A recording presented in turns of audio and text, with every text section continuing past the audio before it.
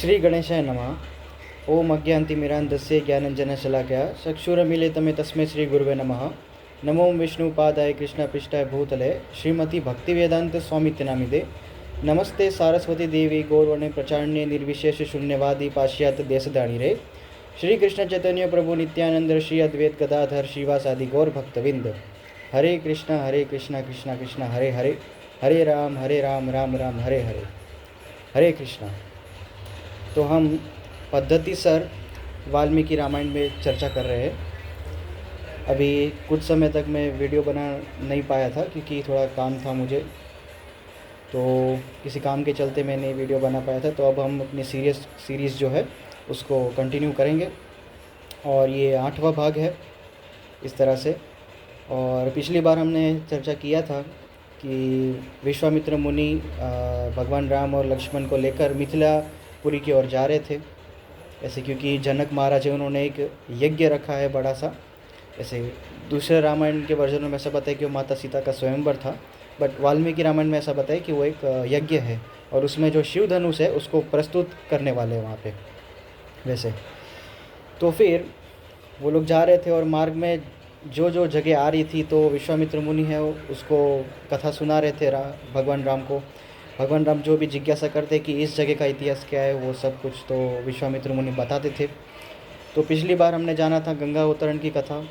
भगवान राम ने जिज्ञासा किया था जब वो लोग गंगा के तट के पास पहुँचे थे कि इस माता गंगा की उत्पत्ति कैसे हुई और वो स्वर्ग में मतलब स्वर्ग से लेकर धरती पर कैसे आई। महाराज भगीरथ की कथा हमने जानी थी पिछली बार। फिर वहाँ से आगे हम जाते हैं तो फिर विश्वामित्र मुनि है वो भगवान राम को समुद्र मंथन की कथा जो है बताते हैं ऐसे। तो बताए कि एक बार देवराज इंद्र से एक अपराध हो गया था, उन्होंने दुर्वासा मुनि को है क्रोधित कर दिया था। तो उनका सही से आदर सत्कार नहीं हुआ था, तो दुर्वासा मुनि ने क्रोध में आके देवताओं को श्राप दिया कि तुम लोग श्रीहीन हो जाओगे, यानी कि तुम देवताओं की जितनी भी शक्तियाँ हैं और बाद में पूरा संपत्ति है वो चला जाएगा ऐसे।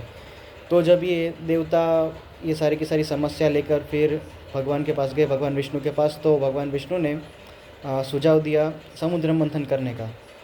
परंतु इसमें असुर जो है दैत्य वो सबकी सहायता लगेगी। तो भागवतम पुराण है उसमें इसके बारे में तो बहुत ज़्यादा डिटेल में बताया गया है। मैं आपको ये कथा जो है वाल्मीकि रामायण में जो कथा आ रही है समुद्र मंथन की वो थोड़ी शॉर्ट में बता रहा हूँ वैसे।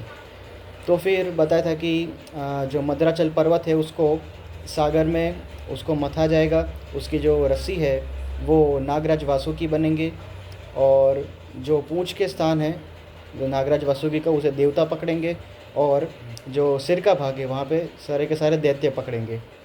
तो बहुत विशाल था, बहुत बड़ी लाइन थी दैत्यों की और देवताओं की। तो ये 1000 वर्ष तक चला था समुद्र मंथन और उसमें से बहुत सारे रत्न निकले थे ऐसे। भगवान जो थे भगवान विष्णु उन्होंने कूर्म अवतार लिया था ताकि मद्राचल पर्वत है उसको बैलेंस कर सके इस तरह से। और खुद भगवान का जो वास्तविक रूप है चतुर्भुज रूप वो पर्वत के ऊपर बैठा था, मतलब बैठे थे ताकि उसको मतलब क्या बोलते हैं एक तरह से एकदम सीधा रख सके ताकि पर्वत है वो हिलडुल ना रहे इसलिए। तो फिर समुद्र मंथन से बहुत सारे रत्न निकले थे, जैसे कि अपने बहुत सारे मोती, बाद में अप्सराएं निकली थी उसे देवराज इंद्र ने अपने स्वर्ग में ले लिया। बहुत सारे तरह के सोमरस निकले थे, बाद में उच्च श्रवा घोड़ा था वो दैत्यों ने रख लिया। कामधेनु गाय निकली थी जिसको ऋषियों ने धारण कर लिया।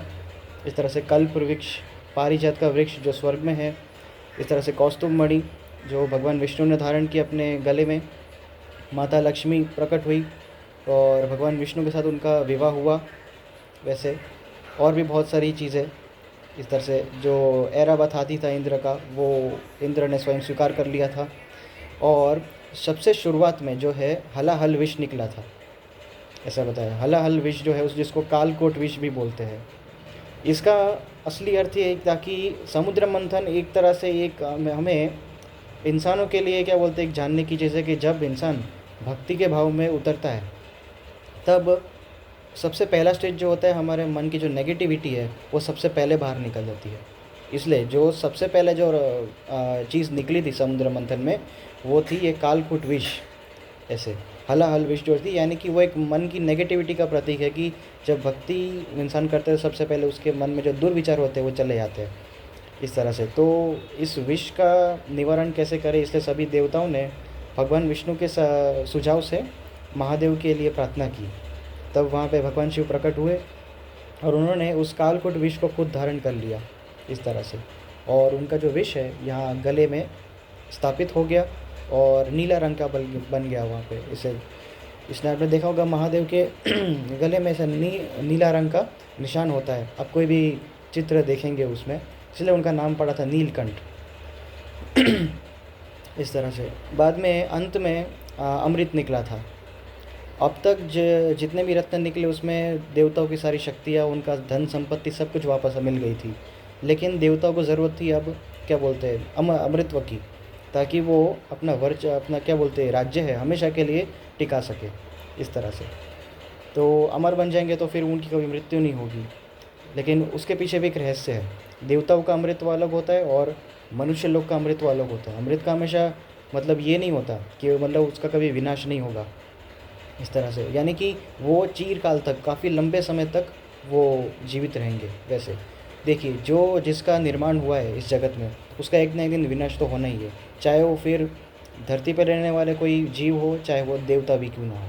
वैसे हर एक को एक ना एक दिन अपना शरीर त्यागना ही पड़ता है इस तरह से। तो फिर जब अमृत का घड़ा निकला, भगवान धन्वंतरी वहाँ से प्रकट हुए और असुर और देवताओं के बीच में झगड़ा लग गया। असुरों ने ज़बरदस्ती वो अमृत का घड़ा है वो छीन लिया और बाद में भगवान विष्णु ने तब मोहिनी अवतार धारण किया और असुरों को मोहित कर दिया और चतुराई से देवताओं को अमृत का पान करा दिया और असुरों को पता भी नहीं चला। जब उनको इस बात का पता चला कि उनके साथ छल हुआ है, तब उन्होंने आक्रमण कर दिया देवताओं के ऊपर। और इससे पहले भगवान विष्णु ने राहु, जो वेश बदल के अपने देवताओं के बीच में बैठ गया था, उनको भगवान ने सुदर्शन चक्र से उसका मस्तक उड़ा दिया। अब क्या हुआ था कि उसने जब अमृत का पान किया, उसके गले से नीचे उतरने वाला था, तभी भगवान विष्णु समझ गए थे कि ये तो राहु है। सूर्य और चंद्र ने बता दिया था, आपस में सबको बात फैला दी थी कि ये राहु है, मतलब चुगली कर दी थी। तभी भगवान विष्णु ने जब वो अपने सुदर्शन चक्र छोड़ा तो तुरंत ही अमृत जो है उसके गले से नीचे पहुंचने से पहले उसका मस्तक उच्छेद हो गया। ये कथा विश्वामित्र मुनि सुना रहे भगवान राम को, जैसे समुद्र मंथन की कथा। तो फिर उसके सर जो है जहाँ पे अमृत का स्पर्श हो गया था वो हमेशा के लिए अमृत बन गया। उसे बोलते मतलब क्या बोलते अमर बन गया, उसे बोलते राहु, और नीचे जो उसका शरीर था उसे बोलते हैं केतु इस तरह से।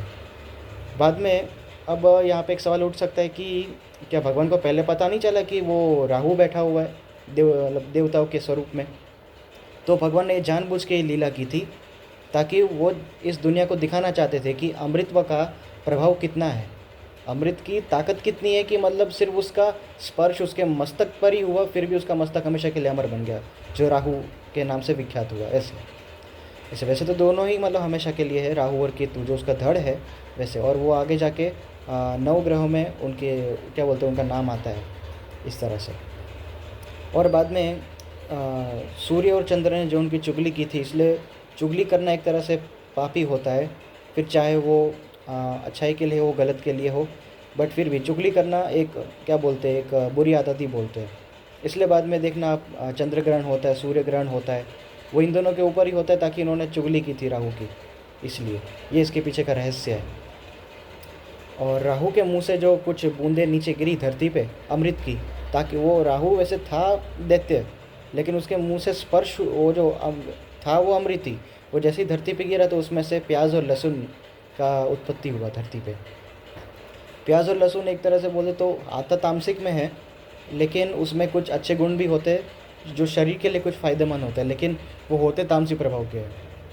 इसलिए बाद में देवताओं जब अमृत पी के जब शक्तिशाली हो गए, अब उनका वध नहीं हो सकता, तो फिर उन सभी ने मिलके असुरों का वध कर दिया। दैत्य पराजित हुए अंततः, और जो दिति का वंश था, माता दिति जो असुरों की जननी है, उनकी माता है, उनको बड़ा दुख हुआ कि उनके सारे पुत्र मारे गए।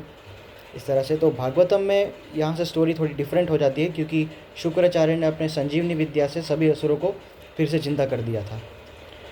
फिर यहाँ पे क्या है, दिति ने बाद में माता कश्यप ऋषि से तपस्या करने की आज्ञा मांगी कि अब मैं ऐसा पुत्र प्राप्त करूँगी जो देवराज इंद्र का विनाश करेगा, इस तरह से। तो फिर वो जब उन्होंने पूरी तपस्या की दीक्षा ले ली और कश्यप ऋषि ने भी उनके सर पे हाथ रखे उनको आशीर्वाद दिया कि तुम तपस्या कर सकती हो, तब देवराज इंद्र ने चतुराई से एक खेल खेला। वो सामने से माता दिति के पास गए और उन्होंने बोला कि आप जब तक तपस्या करोगे मेरे वध के लिए, आप जो तपस्या कर रहे हो, मैं जानता हूँ आप मेरे वध के लिए एक पुत्र प्राप्त करना चाहते हो, लेकिन मैं इसमें आपकी सेवा करना चाहता हूँ। आपको जो सामग्री लगेगी मैं आपकी सेवा करूँगा, आपको सारी चीज़ें ला के दूँगा। बस ये उनकी एक चतुराई थी, ताकि ये उनकी सेवा से माता दिति उनका भाव है पिघल जाए और बाद में वो उनको मारने के लिए पुत्र प्रकट ना करे, इस तरह से। तो 1000 वर्ष तक उन्होंने तपस्या किया और उनको जो ज़रूरत पड़ती थी सब चीज़ों की वो देवराज इंद्र ला के देते थे। और अब तक सेवा के वजह से माता दिति का जो वो क्या बोलते एक विद्रोह था इंद्र के प्रति, वो ख़त्म हो गया था और उनका मन पिघल गया और उन्होंने इंद्र को आशीर्वाद दिया कि अब मैं तुम्हें मारने के लिए कोई पुत्र प्रकट नहीं करूँगी, ऐसे। तो इस तरह से जब वो तपस्या ख़त्म होने वाली थी, जब उसका ख़त्म होने का समय आ गया था, तभी एकदम एंड टाइम पे ही माता दिति को जो है तपस्या करते करते निद्रा आ गई, नींद आ गई। और उन्होंने क्या किया कि अपना जो सर है नींद के वजह से ऐसे नीचे गिर गई ऐसे, तो उनके बालों का स्पर्श जो है उनके पैरों पे हो गया। तो इसको तपस्या में क्या बोलते हैं, अपवित्रता मानी जाती है। बस इंद्रदेव ने वहाँ पे एक छिद्र देख लिया, एक मिस्टेक देख ली, तो तुरंत ही उनके गर्भ में प्रवेश कर गया। उनके गर्भ में जो तपस्या का फल पकड़ा था, एक पुत्र होने वाला था, उसके गर्भ को नष्ट कर दिया इंद्र ने, 100 टुकड़े कर दिए, इस तरह से 100 टुकड़े कर दिए। और बाद में जब ये माता दिति को पता चला तो वो बहुत ही रोने लगी और इंद्र से छोड़ देने को कहा। तो माता दिति के विनती से बाद में इंद्र वापस बाहर आए उसके गर्भ से और बाद में क्या बोलते हैं उनसे बोला कि मैंने आपका ये गर्भ है नष्ट कर दिया, ताकि आपका जो पुत्र पल रहा था, जो मुझे मारने वाला था, मेरा विनाश करने वाला था भविष्य में, उसका मैंने अस्तित्व ही ख़त्म कर दिया है। तो दिति बाद में बहुत दुखी हुई, उन्होंने प्रार्थना की कि कोई बात नहीं, अब मैंने जब तुम्हें पहले ही माफ़ कर दिया था कि अब मैं तुम्हें मारने के लिए कोई पुत्र प्रकट नहीं करूँगी, लेकिन अब जो मेरा गर्भ नष्ट हो गया उसको तुम वापस से क्या बोलते ठीक करो, स्थापित करो, और मेरी इच्छा से वो जो पुत्र होंगे वो तुम्हारी सेवा में लगेंगे। तो बाद में जो दिति के गर्भ में जो बच्चा पल रहा था, उसके बाद में 7 भाग हो गए, 7 पुत्र प्रकट हुए और उनका नाम पड़ा मरुदगण। आपने शास्त्रों में बहुत पुराणों में सुना होगा मरुदगणों के बारे में। एक तरह के देवताओं की श्रेणी में आते हैं, वैसे वो देवता के ही सेवक है, इस तरह से। उनका काम है मतलब देवी शक्ति का मतलब सम्मान करना, उनका कार्य जो है उन्हें मदद करना, इस तरह से। एक तरह के ऋषि भी ऋषि की कैटेगरी में पर ले सकते हो, ऐसे, इस तरह से। तो बाद में उनमें से एक जो थे वो ब्रह्मलोक में सेवा करने गए, एक इंद्रलोक में गए सेवा करने के लिए, फिर एक वायु के रूप में अंतरिक्ष में रहे सेवा भाव में, और बाकी के जो 4 उनके मरुदगण थे वो चारों दिशाओं में सेवा करने के लिए रहे, इस तरह से। तो ये स्टोरी जो हुई पूरे मरुदगणों की उत्पत्ति के बारे में बताया विश्वामित्र मुनि ने भगवान राम को, ऐसे। बाद में ये समुद्र मंथन की कथा जब ख़त्म हुई तो बाद में ये विशाला नगरी के वहाँ पे पहुँचे। अब तक जो है भगवान श्री राम, लक्ष्मण, विश्वामित्र और उनके साथ बाकी जो साधु संत थे जो सिद्ध आश्रम से चले थे, वो लोग मिथिला की सीमा तक पहुंच चुके हैं, यानी कि मिथिला राज्य के बॉर्डर तक पहुंच चुके हैं वो लोग, ऐसे। और मिथिला राज्य जब आया तब भगवान राम ने जिज्ञासा की कि इसका इतिहास क्या है, ऐसे। तो बताए कि इसका इतिहास भी तुम्हारे वंश से ही जुड़ा हुआ है। विश्वामित्र मुनि ने बोला कि इक्ष्वाकु के पुत्र अलम्बुशी के गर्भ से इनका जन्म हुआ था। अपने आगे जाके राजा हुए संजय हुए, बाद में सहदेव हुए, सोमदत्त हुए। सोमदत्त के बाद अभी जो यहाँ पे राज्य कर रहे हैं वो है सुमति नाम के राजा जो है यहाँ पे राज्य कर रहे हैं, इस तरह से। और ये विशाला के वंश के हैं, यानी कि इक्ष्वाकु के पुत्र विशाल विशाल से बाद में आगे बहुत सारे राजा हुए, उसमें संजय, सहदेव, सोमदत्त, फिर बाद में राजा सुमति जो है यहाँ पे राज्य कर रहे हैं। इस तरह से वो भी बड़े धर्मज्ञ राजा है और भगवान के परम भक्त है और बहुत ही क्या बोलते समृद्ध राजा है। उनका बखान किया और इस तरह से वो लोग विशाला नगरी में गए और वहाँ पे जब राजा सुमति को पता चला कि विश्वामित्र मुनि स्वयं आए वहाँ पे, तो उनका स्वागत करने आए। और जब उनका नज़र पड़ा भगवान राम और लक्ष्मण के ऊपर, तब उनको लगा कि उन्होंने पूछा, जिज्ञासा किया कि ये देवताओं के समान दो पुरुष कौन है। ऐसा इनका मतलब शरीर की जो तेज कांति है स्वयं देवताओं की जैसे ही है। ऐसे बहुत तारीफ़ की उनकी और पूछा इनके बारे में।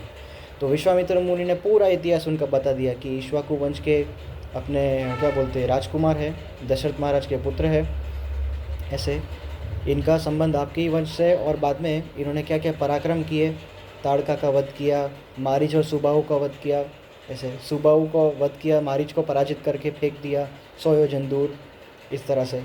और पूरा इतिहास यहाँ से लेकर यहाँ तक बताया कि इन्होंने इतना धैर्य है कि इन्होंने अयोध्या से लेकर यहाँ तक का सफ़र तय किया।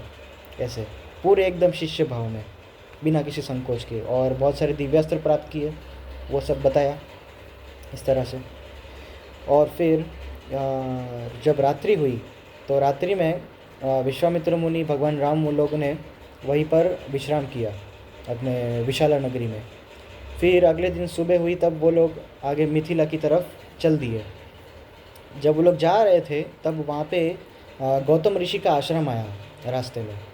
तो भगवान राम ने बहुत अच्छा वर्णन किया उनके आश्रम का कि ये आश्रम एकदम हरा भरा लगता है, मतलब यहाँ पे ग्रीनरी, यहाँ पे फल फूल बहुत अच्छे हैं, जानवर यहाँ पे क्या बोलते हैं निर्भय होकर विचर रहे हैं, मतलब उनके मन में कोई डर नहीं है, पक्षियाँ है, बहुत अच्छा वर्णन किया ऐसे। और वहाँ पे नदी है, तालाब है, वो सब कुछ बताया। लेकिन इस आश्रम में मुझे कोई मनुष्य दिखाई क्यों नहीं दे रहा है ऐसे, मतलब कोई किसी का एग्जिस्टेंस यहाँ पे क्यों नहीं समझ में आ रहा मुझे इस तरह से। तो फिर बाद में विश्वामित्र मुनि ने इसका इतिहास बताया कि यहाँ पे आज भी माता अहिल्या है, वो तपस्या कर रही है, अपने श्राप को भुगत रही है। तो देखिए यहाँ पे एक चीज़ बताना चाहूँगा कि अन्य पुराणों में, दूसरे रामायण के वर्जन में माता अहिल्या को श्राप दिया गया था गौतम ऋषि की तरफ से कि तू पत्थर बन जाएगी। लेकिन वाल्मीकि रामायण में ऐसा बताया कि वो पत्थर नहीं बने थे, वो उनको क्या बोलते हैं अपने प्रायश्चित करने के लिए श्राप दिया था। उनका शरीर मनुष्य रूप में ही था, लेकिन वो तपस्या में एकदम लीन हो गए थे। उसकी वजह से उनका जो शरीर है बहुत ज़्यादा कमज़ोर हो गया था, इसलिए। तो जो पत्थर बना देने वाला श्राप जो है वो वाल्मीकि रामायण में नहीं है, वो दूसरे अन्य पुराणों में उसकी कथा आती है ऐसे। तो वो दूसरे मनवंतर की या दूसरे ब्रह्मांड की कथा हो सकती है इस तरह से। तो फिर उनका इतिहास बताया कि ये गौतम ऋषि का आश्रम है और उनकी पत्नी माता अहिल्या जो स्वयं क्या बोलते हैं पंचदिव्य कन्याओं में से है, वो उनकी पत्नी थी ऐसे। एक बार गौतम ऋषि किसी काम से बाहर गए थे और देवराज इंद्र वो चोरी छुपे, मतलब इनके प्रति आकर्षण हो गया था माता अहिल्या के प्रति। गौतम ऋषि का क्या बोलते हैं रूप धारण करके आया देवराज इंद्र, वहाँ पे आए और माता अहिल्या से पूछा। अब बहुत जगह ऐसा बताया गया है कि यहाँ पे माता अहिल्या का मतलब उसका ज़बरदस्ती की गई थी इंद्रदेव द्वारा, तो वैसा नहीं है। यहाँ पे अभी पता चलेगा कि यहाँ पे असल में हुआ क्या था। तो माता अहिल्या देखते ही समझ गई कि ये गौतम ऋषि नहीं है, ये मेरे पति नहीं है, ये स्वयं इंद्र है जो मेरे पति का रूप लेके आए हैं। लेकिन उनके मन में एक विकार आ गया कि है मतलब देवताओं का राजा, स्वर्ग का राजा है, परंतु फिर भी मेरी कामना करता है, मैं इतनी सुंदर हूँ इस तरह से। तो उनके मन में ये दुर्भाव आ गया और उन्होंने देवराज इंद्र ने सामने से पूछ लिया कि मैं आपके साथ संबंध बनाना चाहता हूँ इस तरह से। तो माता अहिल्या जो उन्होंने सामने से मतलब क्या बोलते हैं हाँ बोल दिया ऐसे। तो यहाँ पे ये बात झूठ है कि उनके साथ ज़बरदस्ती हुई थी, ऐसा नहीं है। यहाँ पे माता अहिल्या के अंदर विकार आया था और उन्होंने सामने से अलाउ कर दिया था इंद्र के साथ संबंध बनाने में। तो फिर जब ये कार्यक्रम ख़त्म करके फिर वो जा रहे थे तो तुरंत गौतम ऋषि का आगमन हुआ।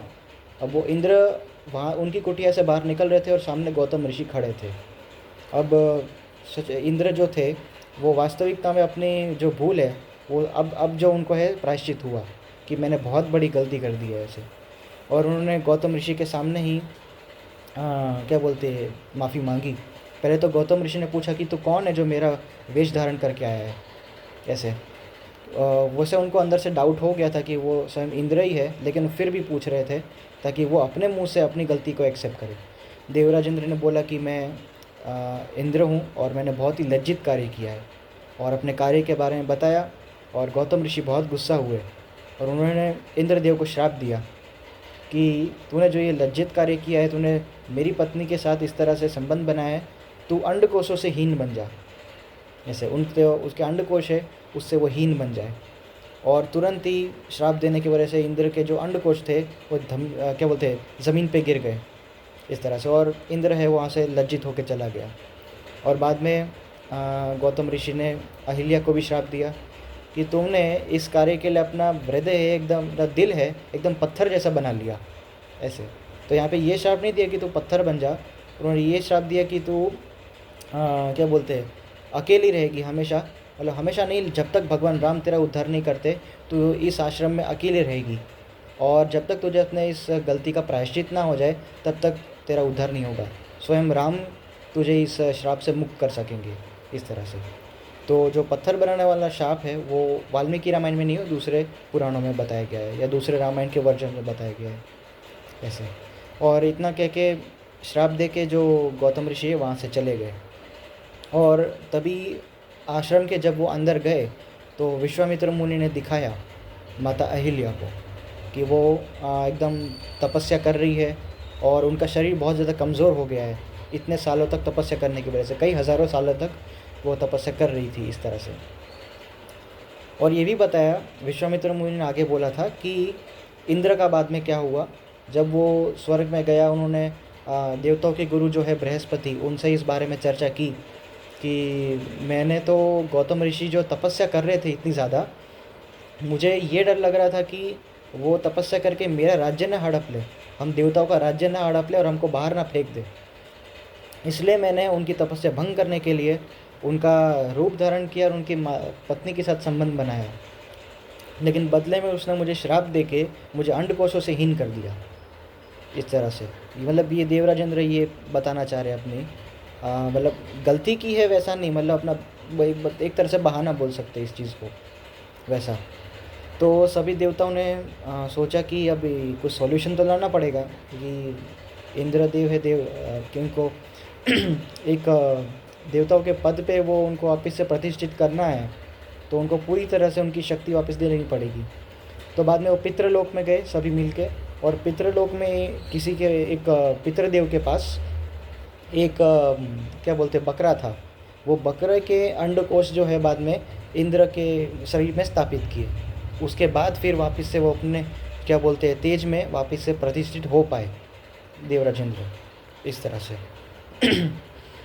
फिर बाद में विश्वामित्र मुनि भगवान राम और लक्ष्मण ने माता अहिल्या के दर्शन किए, और भगवान राम ने यहाँ पे उनको पैर से स्पर्श नहीं किया क्योंकि वो जानते थे क्योंकि उनके लिए तो एक माता है और माता को पैर लगाना ये एक अपमानजनक बात होती है, इसलिए पैर नहीं लगाया यहाँ पे। वो मैंने पहले ही बताया कि वाल्मीकि रामायण में वो पत्थर बनाने देने वाला श्राप नहीं है इस तरह से। तो जब भगवान राम का वहाँ पे आगमन हुआ उनके सामने आया, तभी माता अहिल्या जाग गई अपने तप से और उनका दर्शन किया। और वापस से गौतम ऋषि ने जब बताया था कि जब भगवान राम तेरा उद्धार करेंगे तो ये भी बताया था कि तू वापस से जो तू उसका पुराना शरीर था, मतलब जो हष्टपुष्ट जो तेजस्वी शरीर था वो वापस आ जाएगा, वापस से बन जाएगा। तो भगवान राम को देखने मात्र से उनकी शक्ति वापस आ गई और अपने पाप से मुक्त हो गई ऐसे। फिर गौतम ऋषि का वहाँ पे आगमन हुआ और गौतम ऋषि में उन्होंने भी अंदर से माता अहिल्या को ही माफ़ कर दिया था क्योंकि उन्होंने अपने क्या बोलते हैं गलती का प्रायश्चित हो गया, श्राप से मुक्त हो गई इस तरह से। और दोनों ने मिल के भगवान राम को प्रणाम किया है कि स्वयं नारायण है इस तरह से। फिर विश्वामित्र मुनि को भी प्रणाम किया, लक्ष्मण को प्रणाम किया इस तरह से। फिर उनका उद्धार करके विश्वामित्र मुनि राम लक्ष्मण के साथ आगे नदी पार करने गए। अब यहाँ पे वो केवट की कथा आती है ऐसे। तो केवट की कथा ऐसी है कि जो क्षीर सागर में भगवान विष्णु जब अपने क्या बोलते हैं अपने स्थान में जब वो ध्यान में जब होते निद्रा भाव में, क्योंकि उनका ध्यान करने का जो स्थान है, स्टाइल जो है बाद में इसी तरह से कि वैसे शेष से मतलब सैया पे सो रहे होते हैं। तभी क्षीर सागर में एक कछुआ था, वो उनके चरण को स्पर्श करने के लिए मतलब प्रयत्न करने लगा, लेकिन वहाँ तक पहुँच नहीं पाया। तो इसलिए भगवान विष्णु जानते थे कि उसकी इच्छा पूरी करने के लिए ये वो केवट के रूप में उसने जन्म लिया, और बाद में अब वो भगवान विष्णु यानी कि जो स्वयं राम बन के आए हैं उनके पैर धोएगा ऐसे। तो कहीं पर ऐसी कथा आती है अन्य पुराणों में, इस तरह से केवट की कथा। तो वो नदी पार करने से पहले वो उनकी नौका थी, वो नौका मतलब चलाते थे इस तरह से। तो पहले उन्होंने भगवान राम को बैठने से मना किया कि मैंने सुना है आपके पैर में जादू है, आपने मतलब ये अन्य पुराणों में कथा ऐसे आती है कि आपने पैर के स्पर्श मात्र से माता अहिल्या मतलब क्या बोलते हैं पत्थर को स्त्री बना दिया। ये वो कथा है जहाँ अन्य पुराणों में माता अहिल्या को पत्थर बना देने का श्राप है। तो इसलिए वो बोल रहा है कि आपके पैर के स्पर्श मात्र से पत्थर भी मतलब स्त्री बन जाता है, तो आप मेरे नाव पे अगर पैर रखोगे तो मेरी नाव भी स्त्री बन जाएगी ना, तो मेरा आजीविका कैसे चलेगी। इसलिए पहले मैं आपके पैर धोऊंगा, उसके बाद मैं आपको प्रवेश करने दूंगा ऐसे। तो ये वाल्मीकि रामायण में नहीं ये कथा, ये अन्य पुराणों में ऐसे आती है। तो फिर वो भगवान राम के चरण धोए, उसके बाद उन्हें बैठने दिया, और फिर वो लोग मिथिला नगरी में पहुंच गए, महाराज जनक के नगरी में इस तरह से।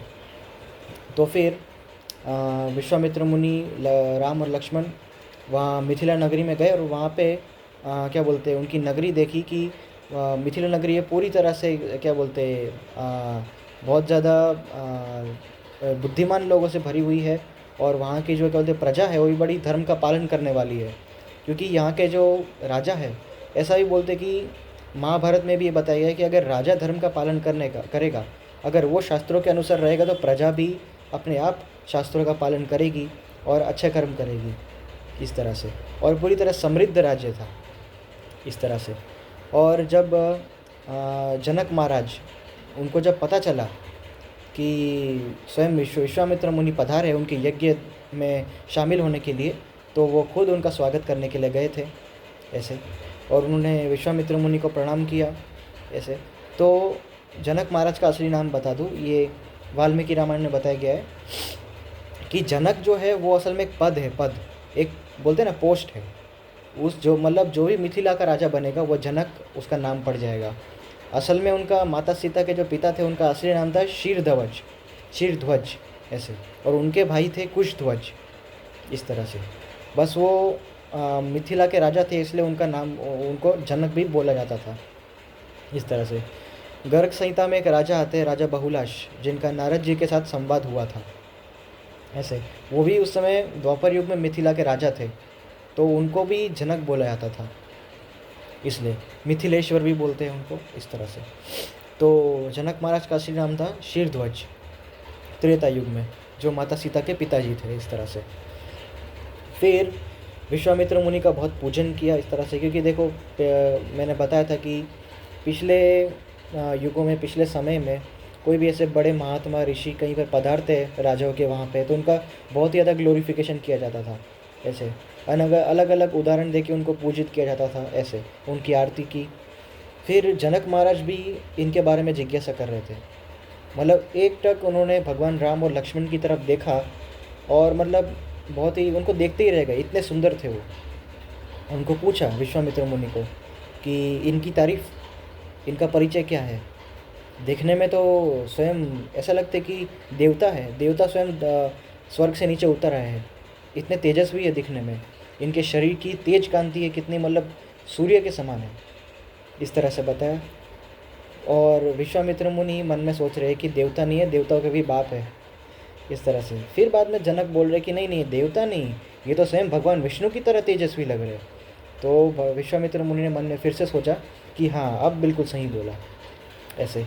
तो विश्वामित्र मुनि ने पूरा उनका इतिहास बताया कि स्वयं राम और लक्ष्मण हैं, अयोध्या के राजकुमार है, दशरथ महाराज के पुत्र है, और उनके अब तक के जितने पराक्रम है वो सारे के सारे बताए कि धनुर्विद्या में ये लोग पारंगत है, ताड़का का वध किया, सुबाहु का वध किया, मारीच को उसको पराजित कर दिया।